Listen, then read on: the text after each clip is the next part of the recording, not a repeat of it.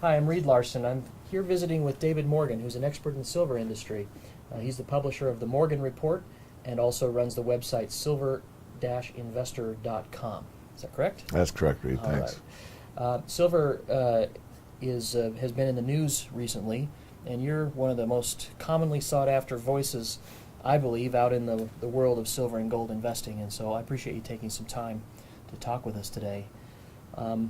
We have a lot of people who are relatively new to this industry, maybe people who are contemplating purchase of silver or gold for the first time. And I wanted to ask you some questions that would maybe be beneficial for them to hear the answers. The first thing I think that they would like to know is how much silver should a person own?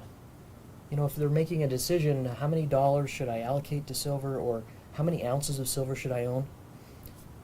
What would be your advice to somebody who's new? I think it's a great question, and I get it fairly frequently because people really, especially new people that haven't ever bought before, they're a little bit leery about buying, precious metals. It's probably the easiest purchase you can make. It's really much simpler than buying a stock or a mutual fund or something like that, much simpler than buying real estate.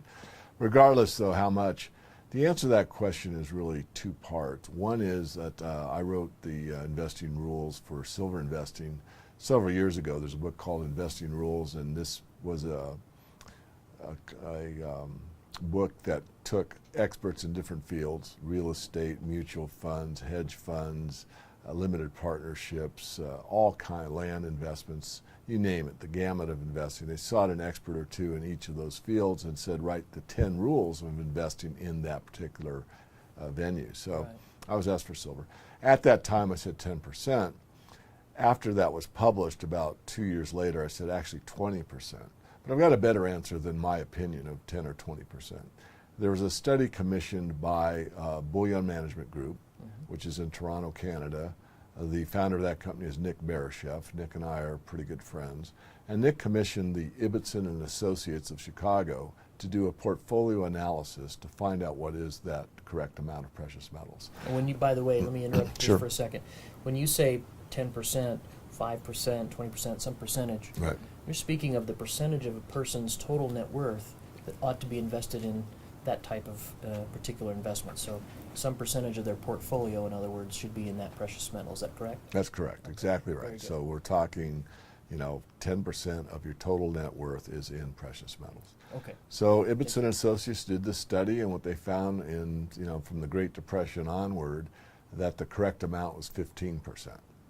And that's Okay. physical precious metals. This is not an ETF. This is metal that you own that you can touch. Right. And that's the amount. So your portfolio actually performed best if you had a 15% exposure to physical precious metals, regardless of the economic conditions at the time. So even in a down market, Right. even in an up market, regardless of what the stock market, the bond market is doing, precious metals have behaved in a way that causes the portfolio to do better. That's correct.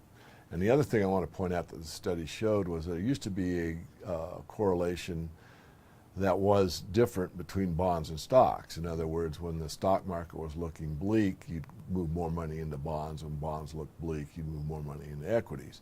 That really isn't the case in the last several years.